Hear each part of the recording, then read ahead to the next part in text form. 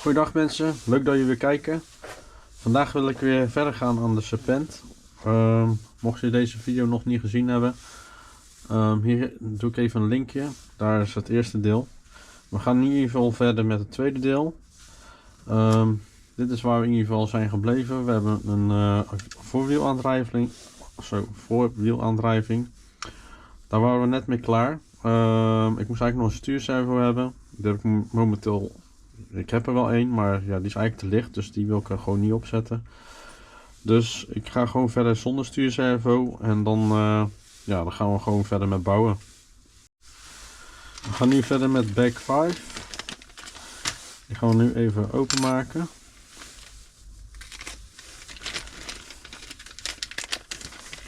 Dus even kijken wat hier allemaal in zit.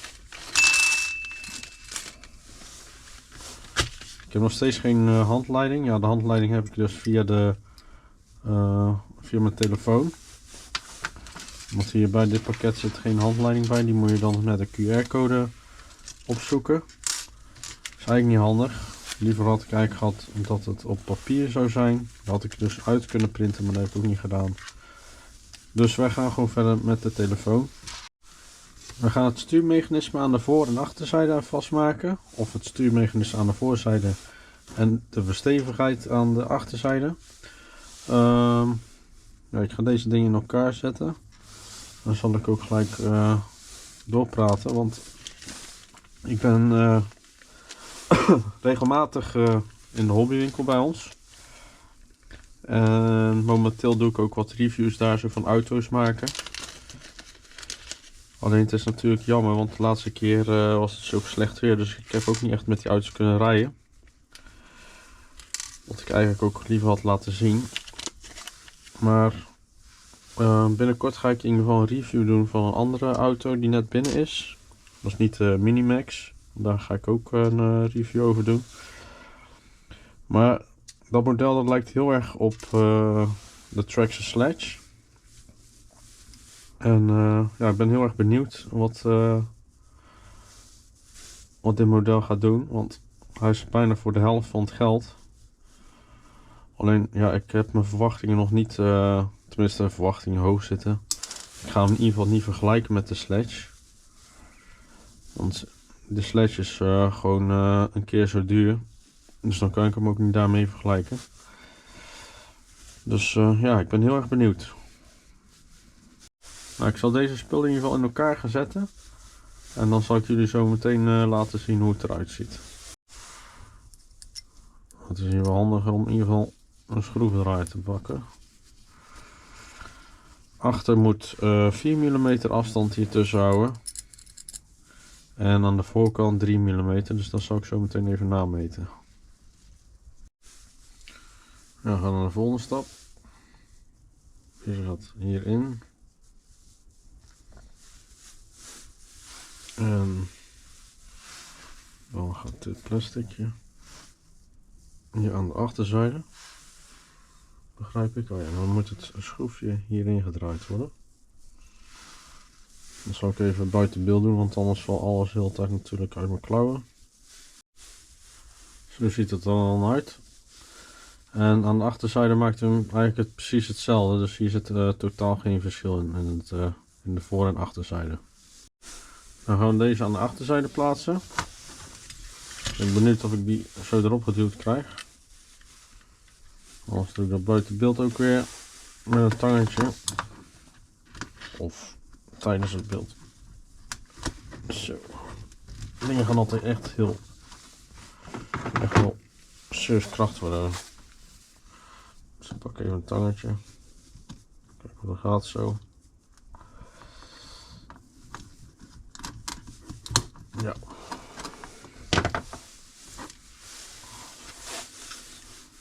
Nou, dan zit hij aan deze kant.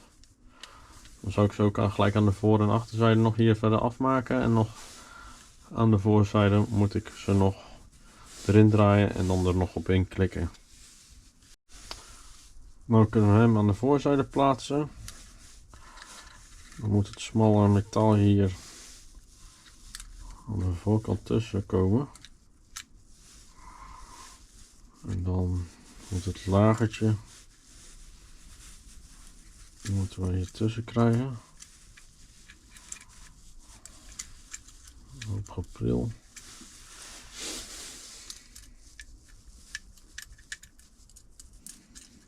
Dan krijgen we hem hier recht voor. Zo, dat is 1 lager. En de tweede.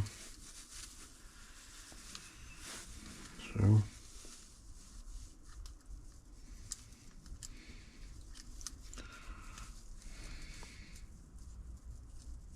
Hij erin. En aan de andere kant ook.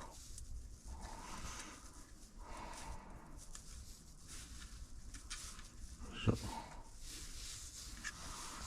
Dan moeten we hem hier nog erin drukken. Nou, hij zit vast aan de voorkant. Dan kan ik hem zo meteen aan de achterkant vastmaken. Ik merk al een beetje dat er een beetje meer stugheid in zit in de voorste stuurmechanisme. Nou, dan ga ik in ieder geval de achterkant maken. En dan kunnen we de volgende stap volgens mij de schokdempers gaan maken. Oh nee, wacht. Dan gaan we eerst het chassis hierop maken. En dan de schokdempers. Ik zeg wel dat ik eerst het chassis zo meteen in elkaar ga zetten. Maar ja, ik moet deze natuurlijk ook nog in elkaar zetten. En dat zijn de stuurstangen. Die ga ik nou in elkaar draaien. En dan er weer op aansluiten. Als je deze in elkaar draait, dan is er altijd één kant die je tegen de richting indraait. Dus de ene kant gaat met de klok mee en de andere kant gaat tegen de klok in. Zelf vind ik het altijd fijn om deze in een werkbankje vast te zetten. En dan met zo'n inbussleuteltje, die je dan kent van Traxxas of maakt niet uit. Gewoon een klein inbussleuteltje. Die zet ik er dan in en dan pak ik hem zo vast. En dan kan je hem ronddraaien totdat hij vast zit. Deze moeten we dan in ieder geval op 7,5 mm houden. En dat komt eigenlijk bij dit model precies uit tot aan de nokjes. Dus dat is wel makkelijk terug te lezen. Dan hoef je niet per se elke keer je meetbaken te pakken. En dan, ja, dan is het in ieder geval gewoon allemaal hetzelfde. Dan moeten we bij deze het draadeindje aan de buitenste draaien. Kijken tot hoe ver. Ik laat hem niet te buiten steken. Dan pakken we het ringetje. Schuif hier overheen.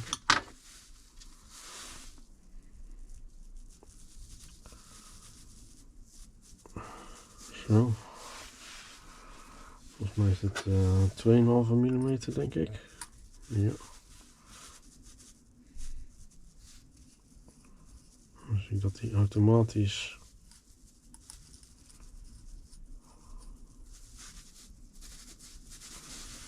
meedraait. Even nog een keertje terugdraaien.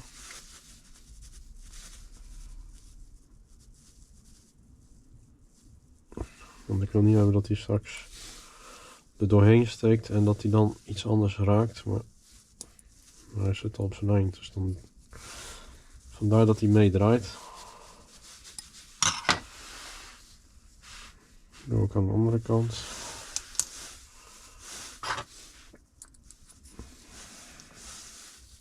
De buitenste. Nog lekker ringetje erop. Nou, die zit vast. Die zit hier zo dan. En dan kunnen we nou de stuurarmpjes hierop aansluiten. Hier komt ook nog één stuurarmpje die kant op richting de servo. Maar ja, we hebben geen servo, dus deze laten we er gewoon los hangen.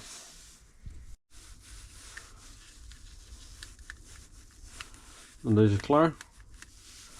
Dan kunnen we nou hier het bovenste frame erop plaatsen. En dan volgens mij naar de dempers. Nou, ik heb zakje 6 opengemaakt. En dat is weer de rest van het chassis. Deze gaan we hier plaatsen. Dat is ook weer gemaakt van het mooie carbon. Ja, laten we maar weer beginnen. Nou, de buis hier zo. Dat is om de extra stevigheid te krijgen in het bovenste frame gedeelte. Die kan de onderkant vastgedraaid. Nou moeten we eerst 2 ringetjes pakken. 3 trouwens. Er 2 aan de voorkant.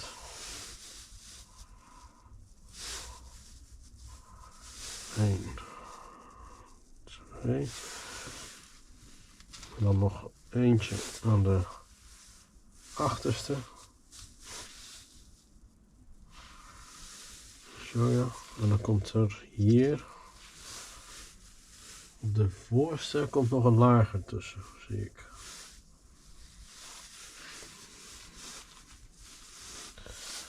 Dan moet je echt een vaste hand hebben, want anders blijven ze gaan. Zo. En dan kunnen we zo het frame. Kijk, daar gaat hij al.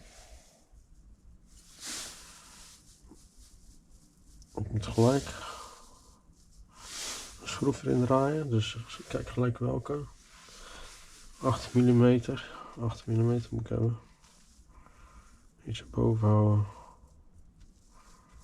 Dan rustig. Zo. Dit is 8 mm. Dan moet ik de 2 mm schroevendraaier hebben. Laat ik hem nou maar eerst. Oh.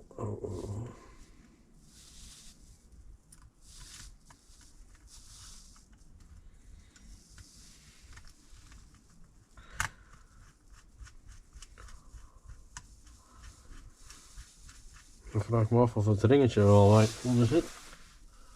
Ja, die zit er nog. Deze kan ik ook nog een beetje bijsturen. Die kan ik ook nog een beetje bijsturen. Klein. Zo, doe ik hem ook eventjes. Zo, pak snel de schroefjes. Doe ik eerst de achterste.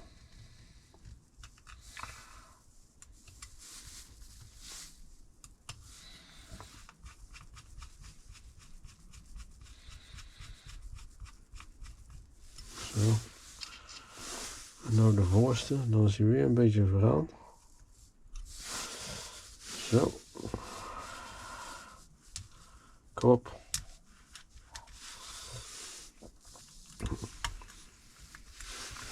Zo. Zit het ringetje nog? Ja. Nou, dan kunnen die ringetjes in ieder geval niet meer vergaan. Ik doe altijd alles nog steeds met de hand aandraaien. Ik heb een elektrische schroevendraaiertje of een elektrische schroevendraaier of een hoe kan je het noemen? Het is gewoon een elektrische schroevendraaier inderdaad.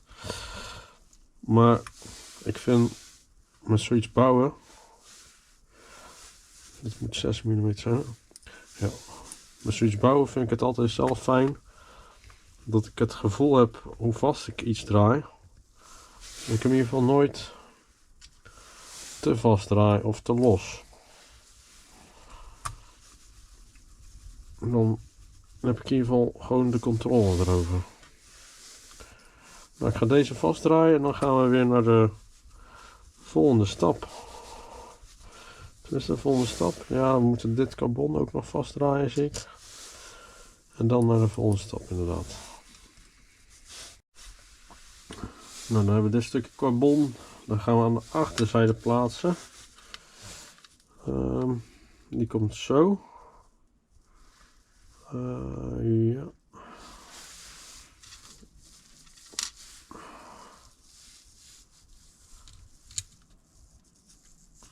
De eerste is altijd even onhandig.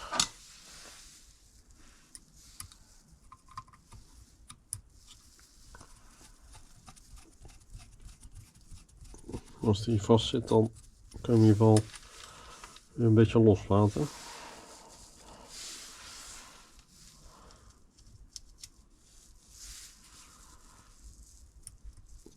Kom.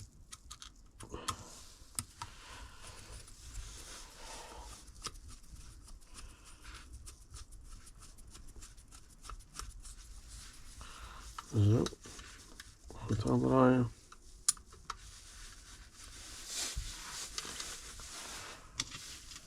En dan nog 2 van 8 mm erin. En dan deze aan de voorkant. Deze is iets kleiner. Maar die komt eigenlijk hetzelfde erop. Dan gaan we nu naar de shocks. De schokdempers. Dus ook eens even kijken of ik ergens nog een leeg doosje heb of iets. Waar ik ze dan eventjes in kan zetten als ik ze ga vullen. Want dan moet je ze toch eventjes laten staan zodat alle belletjes eruit zijn. Want ja, je kunt ze moeilijk allemaal in één hand vasthouden en wachten tot de belletjes uit zijn. Dus meestal maak ik dan iets met een doosje, prik ik daar 4 gaatjes in.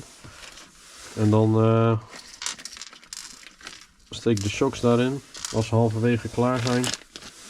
En dan doe ik ze vullen en dan wachten tot alle belletjes uit zijn. Nou, hier hebben we een onderdeel, het staafje van de schokdemper. Dan moeten we eerst een clipje pakken.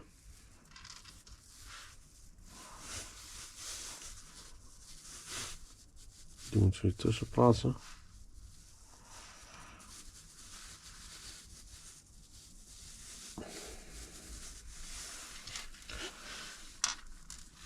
Kijken of ik dat wel met de hand kan doen. Ik zou het niet met een tang doen of zo, want dan beschadig je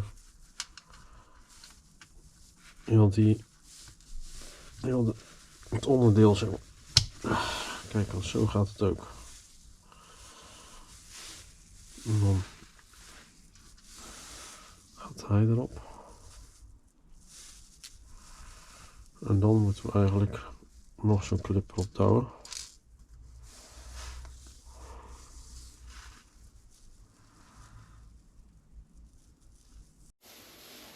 Er ging iets mis.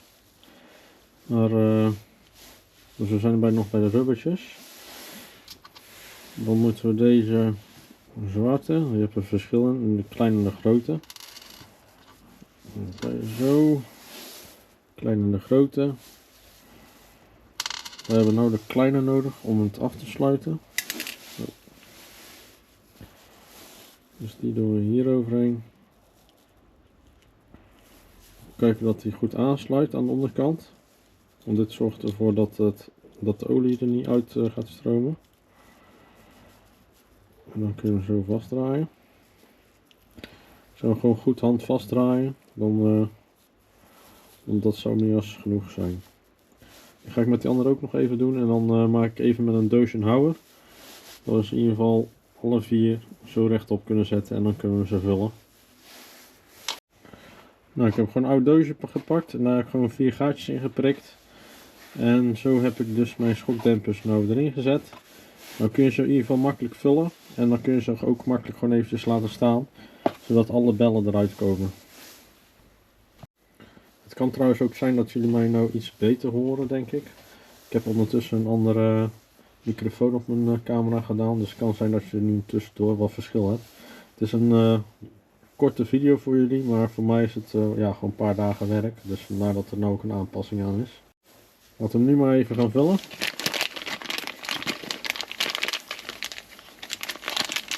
Het is hier wat kouder in de schuur. Ik heb al mijn auto's binnen staan. Maar het vuile werk doe ik altijd in de schuur. Ik zie dat deze ook een beetje gelekt heeft of iets. Maar deze niet. Het is van de difolie nog, denk ik.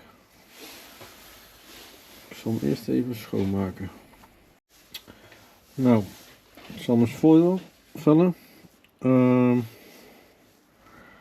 Je moet hem niet helemaal nokkie vol doen. Maar zo maar net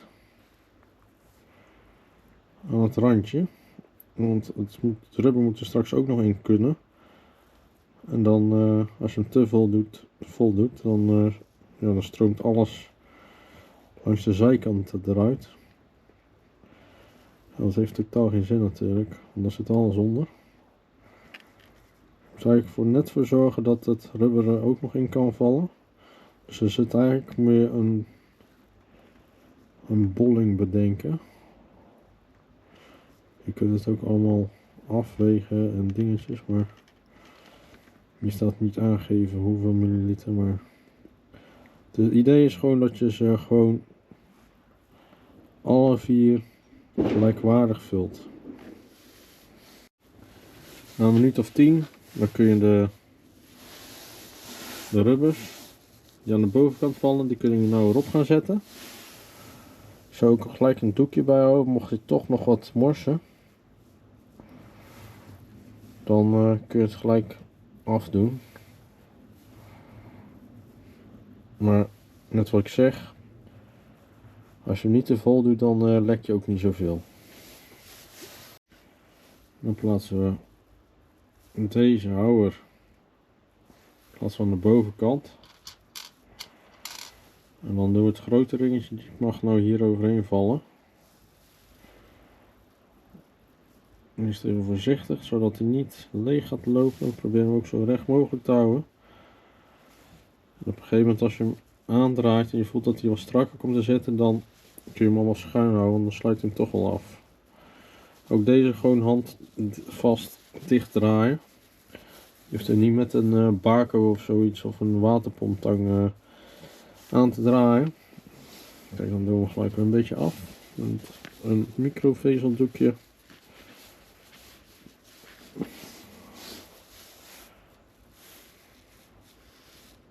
En dan zien we gelijk dat er gelijk al wat compressie op zit.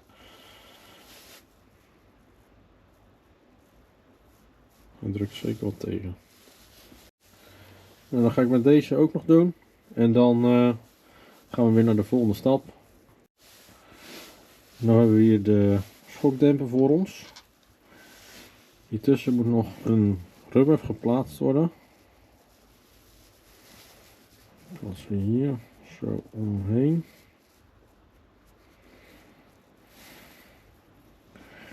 En dan gaat deze ring hier overheen. Hiermee kunnen we dus de sterkte van de schokdempers of van de veren mee stellen natuurlijk. Om hem harder of zachter te zetten. Ik draai hem even helemaal tot het einde, dan kunnen we hem naderhand nog instellen natuurlijk. Mocht er veer erin komen. Dan moeten we deze ring plaatsen op het cilinder. Er staat in de beschrijving niet hoe je deze moet plaatsen, want deze die draait natuurlijk mee. Maar ja, ik denk niet dat ze daar risico voor willen nemen voor het beschrijven hiervan. Maar je moet gewoon een doekje pakken en dan een tang, een platte lange tang pak ik dan. Een doekje tussen, dan kan je hem niet beschadigen en dan kun je in ieder geval alles vasthouden. Want anders krijgen we met geen mogelijkheid, krijgen we alles vast. En dan draai je hem gewoon helemaal tot het einde. En dan zit hij goed. Nou, ik heb ze alle 4 klaar. Ja, dat viel eigenlijk niet mee, maar ik had een andere oplossing. Ik had nog wat deze tang in ieder geval tussen de bankschroef gedaan en hieraan vast. En dan met de bankschroef hier tussen, dat er extra veel kracht op komt, dat hij niet op dat cilinder gaat draaien. Want anders als je daar overheen gaat draaien, dan beschadigt hij hier. Ja, dat wil je echt niet hebben. Dan hebben we deze balletjes. Die moeten we hierin douwen. Dan even de nijptang. Zo. Dan doen we ook hier aan de onderzijde.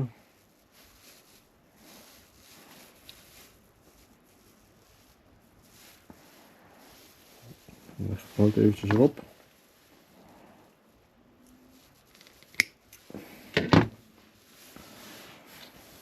Dan schuiven we de veren eromheen.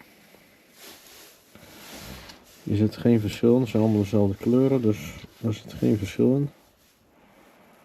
En dan plaatsen we hem, dan doen we de veer denk ik gewoon naar achteren. Dan schuiven we hem ertussen.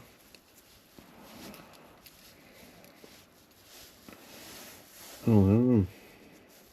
Ik ga hem iets stijver zetten, dat de veer wat beter blijft zitten. Dat doen we ook met de andere. Nou, ze zijn klaar. Nu kunnen we ze erop plaatsen. Dan een schroefje. Dit plaatsen we hier in het bovenste gaatje.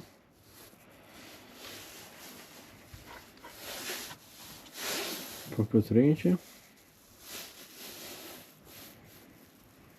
Die schuiven we hier overheen. Ik zet hem even neer. En dan pakken we de schokdemper. Dan kan ik ook gelijk een schroefdraaier pakken, dat is wel zo handig. Dit is 2 mm denk ik. Ja. En dan draaien we gelijk hierop.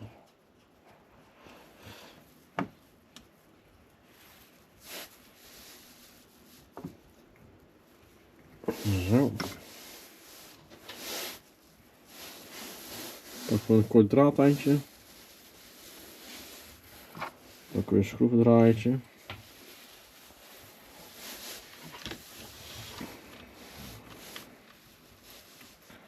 Deze moet in het buitenste gat. Even kijken hoor, dan doen we hem zo. Of moet hij zo? Even spieken. Ik denk dat hij zo moet. Ja. En dan een buitenste gat. Denk ik, hè? Nee, dat gaat niet. Oh nee, ik snap hem al. Ik moet eerst die draadtijd er natuurlijk in draaien. Dat is wel zo handig, nu snap ik het.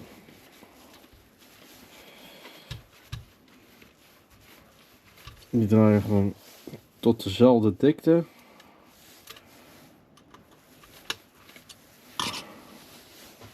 Dan zetten we hem erop.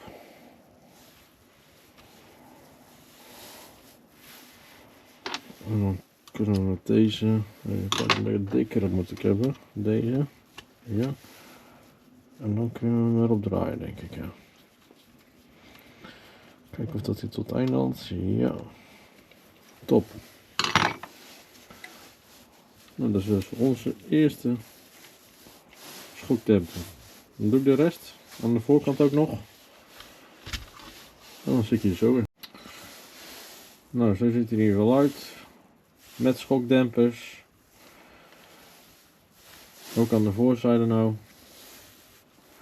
Het afstellen dat komt nog wel. Nou gaan we de bumpers plaatsen.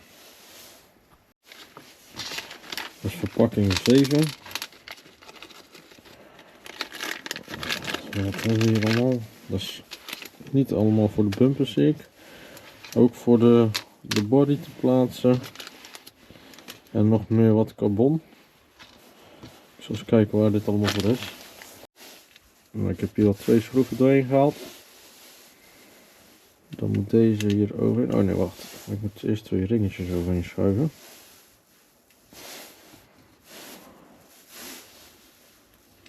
Twee ringetjes. En dan het carbon hier overheen.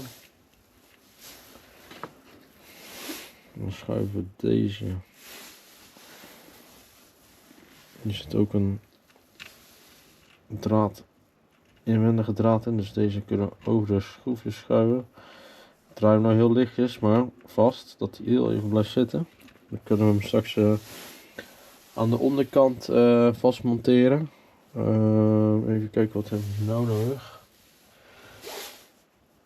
Een moer. Ik zie dat ik het al, ja, een moertje moet ik hebben, ja. Die moer moet ik hier zo overheen.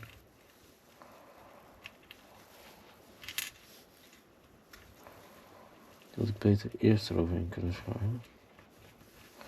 Nou, die zit in ieder geval. Nou, ik ga deze eerst even vastmaken, dus dan draai ik hem even om en dan kunnen we hem verder afmonteren, maar dan blijft hij in ieder geval goed zitten. Ik dacht in eerste instantie dat deze voor de ECS zijn, maar dit is eigenlijk voor de batterij. Ja, er moet natuurlijk ook een batterij in kunnen, dus dit is de batterijhouder. Nu ga ik de De houders plaatsen voor de body. Die komen aan de achterkant deze volgens mij. En dan kunnen we aan de bumpers beginnen van zakje nummer 8. Nou, dan plaatsen we de laatste hier zo. Dat is 1 schroefje die aan de achterzijde vastgedraaid moet worden.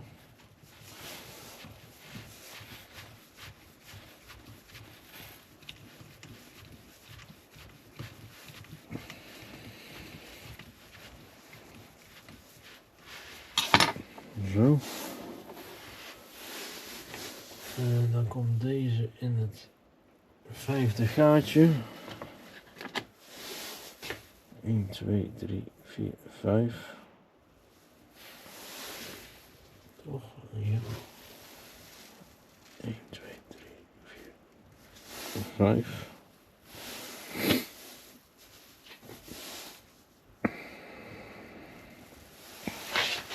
Dat ga je er waarschijnlijk inklikken.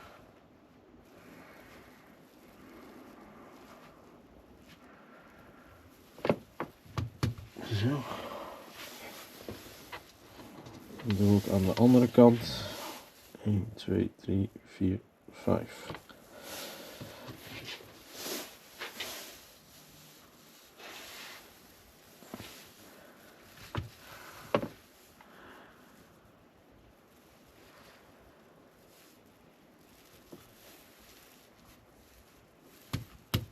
Zo. Dat is hem. Dan moeten we eens kijken, want deze moet hieronder, denk ik.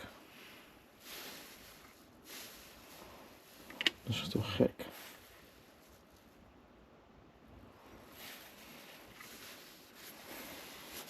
Deze valt er buiten. Die schuift er dan eigenlijk los eroverheen dan.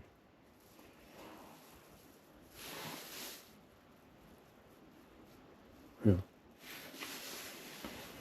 Want hier hebben we het gewichtje. Die moet dan zo. Ja. En hij dan zo. Oké, dan valt hij er net zo tussen dan. Ja.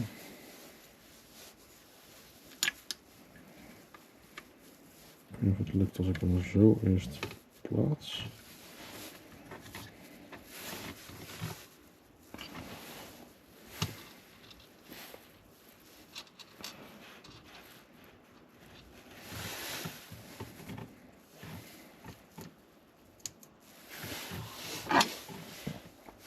Nou, kijk hoor, want dus eventjes wat minder duidelijk. Dus ik ga dit even proberen. Deze lichtjes vastdraaien. Ik kan aan de andere kant ook even. Ik schroef ze nu allemaal vast. En dan kan ik die voorbumper even nog ertussen schuiven, denk ik. Zo.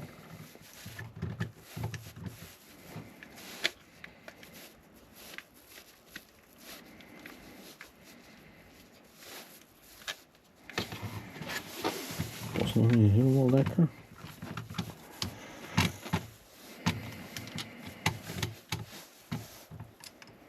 Ik zal deze nog even losdraaien.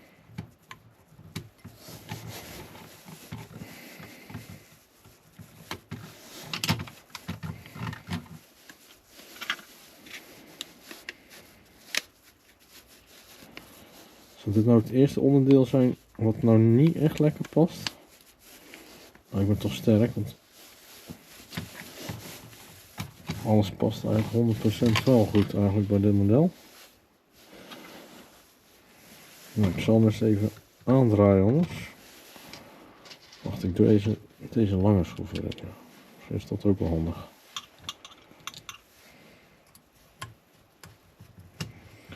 Dat in ieder geval.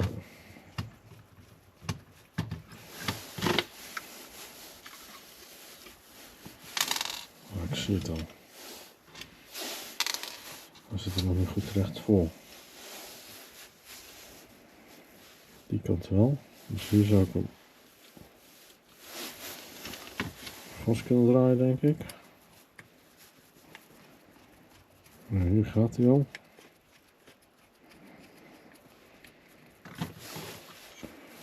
Doe ik hem hier aan de andere kant ook even recht ervoor.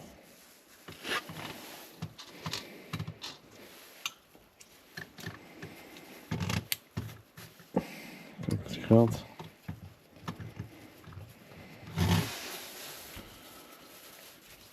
Ja.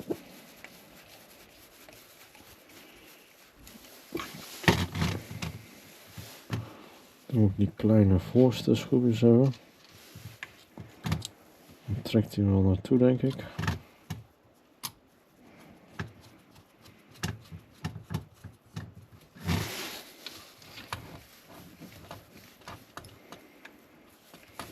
Ja.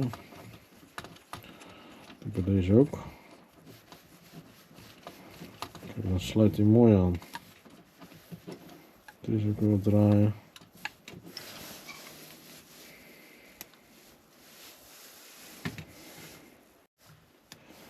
Zo, het laatste schroefje.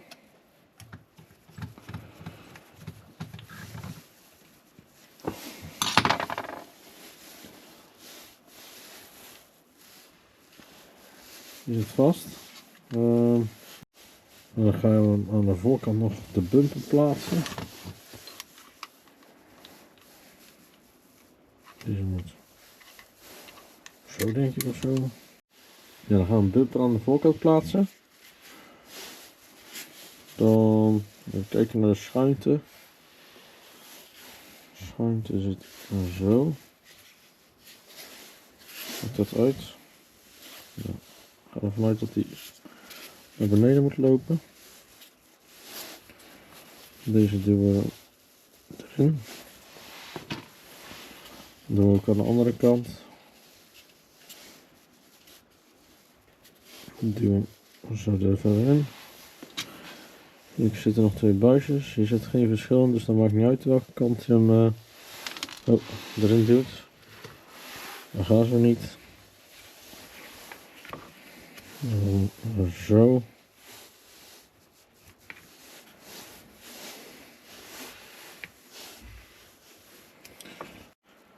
Dat is de bumper aan de voorzijde. En nu gaan we naar de achterzijde, denk ik. Even kijken. Ja. Oh nee, de bodyclips die moeten we er nog aan bevestigen. En dan zijn we bijna zover rond. 1, 2, 3. Die moeten komen.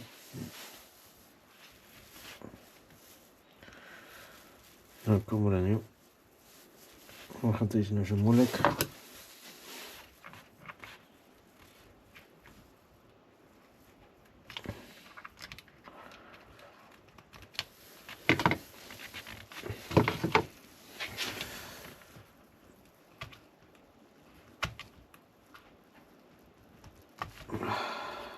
Dat is te ver. Ik had een klein foutje gemaakt en dat was eigenlijk deze batterijhouder. Die stond eigenlijk die kant op, maar ik moest die kant op, want de accu komt hier tussen. Deze heb ik even omgedraaid. Want dan, ja, dus ook een andere optie om hem, de LiPo accu aan de zijkant te hebben. Maar ik wil hem aan deze kant hebben, zodat het gewicht wat beter verdeeld is. Dus dit laat ik zo. En dan blijven die andere onderdelen voor reserve of iets. Als we toch een andere mogelijkheid willen. Of uitproberen voor een andere LiPo. Ik heb de motor in ieder geval nou klaargezet. Die wil ik open gaan maken. En de ESC. En kijken hoe dat hier gaat passen. Ik heb nog geen stuurservo. Dus de ESC die kan ik sowieso nog niet gaan plaatsen. Omdat ik hier nog geen... ja, die wil ik eerst hier hebben. Zodat ik de ESC hier goed kan plaatsen. Op de juiste plek. Niet dat die straks niet op de goede plek staat. Dus nu ga ik eerst even de doosjes openmaken. Kijken wat er allemaal in zit. En dan kan ik misschien of de motor plaatsen. En dan tijdelijk de ESC ook ernaast zetten. Voor het, ja, gewoon voor het zicht. Nou, dus de motor eerst even bekijken.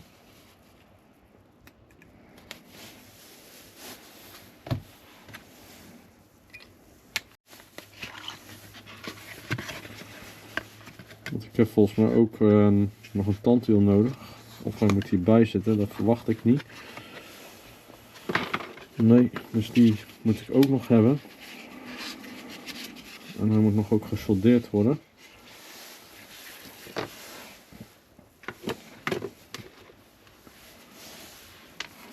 Dus deze ga ik gewoon tijdelijk voor het zicht hier plaatsen. Dan ziet het er wel weer even leuk uit. Nou, de motor heb ik hier geplaatst. Het is niet echt heel makkelijk om hier tussen het schroefje aan te draaien, want je zit hier met het plastic tandwiel waar je langs moet draaien. Wat eigenlijk wel iets verder naar die kant gemogen, dat je hem, want dan kun je hem ook bijna niet meer stellen of iets.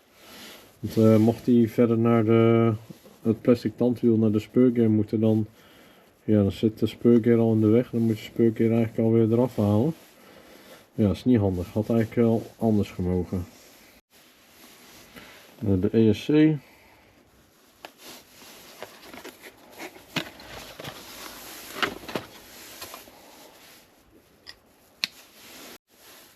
De ESC, mooi met goud afgewerkt. Deze moet je allemaal nog wel solderen. Dus dat ga ik ook naderhand nog doen. Maar eens even kijken waar ik hem dan kan plaatsen. Nou, dan komt hij zoiets uit te zien.